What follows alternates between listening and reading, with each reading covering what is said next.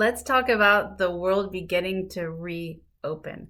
While this can be an exciting prospect, an exciting thing to look forward to, it's also very nerve-wracking for some of us and for some of our kids as well, because we've been living life a certain way for over a year now, and then things are starting to open up gradually, particularly school. For some kids, they're already back in school, and for others, they're about to start a new school year, a new way of doing school this year. So let's talk about some of the things that may cause some anxiety for some of your kids. And I want to preface this with every child is different. So for some of your kids, they are ready to literally race out the door and race into the halls of school with no hesitancy. For others, it's a little more difficult, and including some of our parents, it might be difficult for you to kind of be part of this reopening. And so let's talk about the things that are going to be difficult for our kids as the world begins to reopen, whether they're going to school or it's just starting to live life a little bit more normally again. So the first thing is social anxiety. Some of your kids may have already had social anxiety. So this past year may have been like a reprieve for them, right? Like they didn't have to worry about that. But one of the things that we know about anxieties is when you avoid the thing that makes you anxious, your anxiety actually ramps up. So for our kids with social anxiety that haven't had those social interactions in over a year, that is going to be a big thing for them. So for them, you might want to practice some role playing of what's some small talk. Like when they sit down in the classroom, what are some things they can say to their peers that maybe they know or they don't know? That's a really great way to kind of reduce some of that social anxiety, to give them questions they can ask, and also to give them, help them brainstorm answers to questions. So like if their peers ask them a question about what have you been doing for the last year, or how was COVID for you, that they have some answers there. The other thing about re-entering into an atmosphere where there's people is that there's an energy, there's a buzz about people. We are made of energy. I'll give you an example from my own life. I went to the grocery store the other day and there was more people there than had ever been there. And while I'm not super anxious about COVID, I'm being, cautious, but it was just the pure energy that I hadn't been around in a long time. I am an introvert, so that really hits me in a different way. So what I realized when I got home from the store, even though while I was there, I didn't feel like super anxious, when I got home, I was kind of depleted. My energy was depleted. So that's something that you'll have to be aware of with your kids when they go to school all day and come back. It's going to be exhausting for them. The other thing also is when they're going to school, they're going to be wearing masks, and there's probably going to be some plexiglass shields, and they're going to be spread out a little bit. So that's going to make it more difficult socially as well to kind of just chit chat with people. So it may be a very awkward coming in back into the school. The kids will get used to it very quickly, but the first few days, maybe first week, is going to be a little awkward while everybody has their masks on and they're trying to decipher, is that person wanting to talk to me? Are they my friend? Are they smiling? Are they mad? So that's going to be something that will be a little bit different. Another thing is if they're going back to school, their focus and concentration is going to be completely different.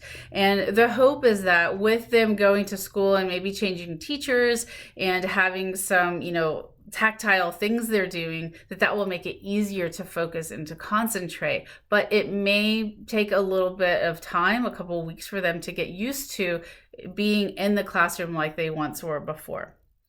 Another thing that may seem trivial, and again, for some of your kids, they may not care, but simply getting dressed to go to school may cause some distress. And here's why. Maybe they haven't gone shopping for clothes in a while because they haven't had to, right? They haven't had a reason.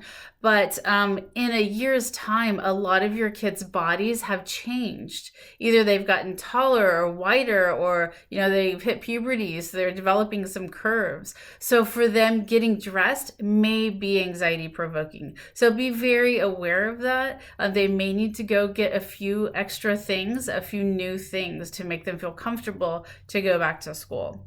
Also, some of your kids are in new schools, so they've never literally been in the halls of the school that they are about to go into.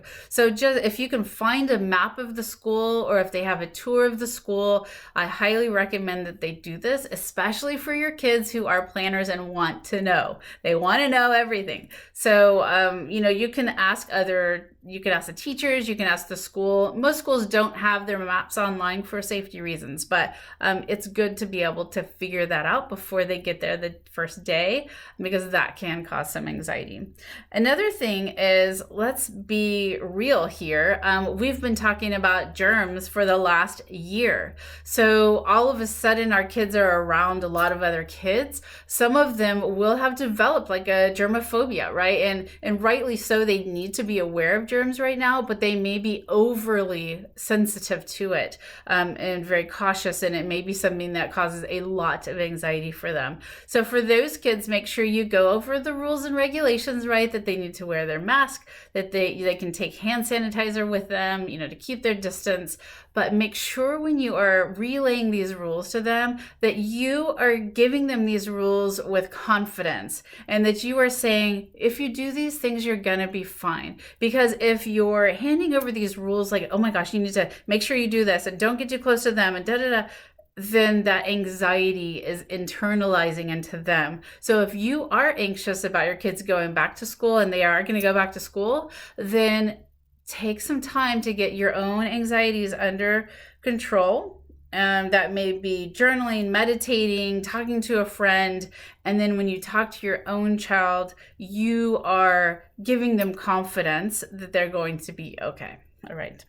Okay, and here's another thing for some of your kids. Even when they were at home doing school, like remotely, a lot of them had their phones on with them at all times.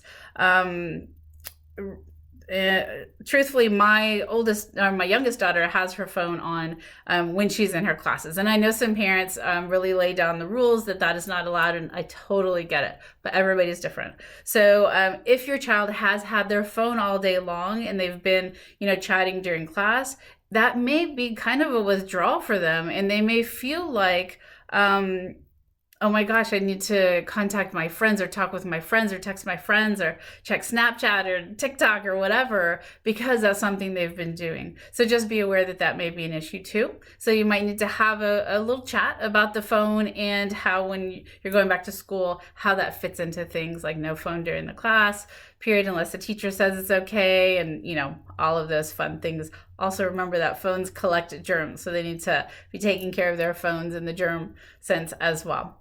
So those are just a few things that are going to cause a little bit of anxiety for our kids as they move forward and the world begins to open up again. If you have a child who is really, really cautious and doesn't want to re-engage because of their anxieties around this stuff, start to do small things like go for a walk. Go to the dog park where there's people around, but it's safe.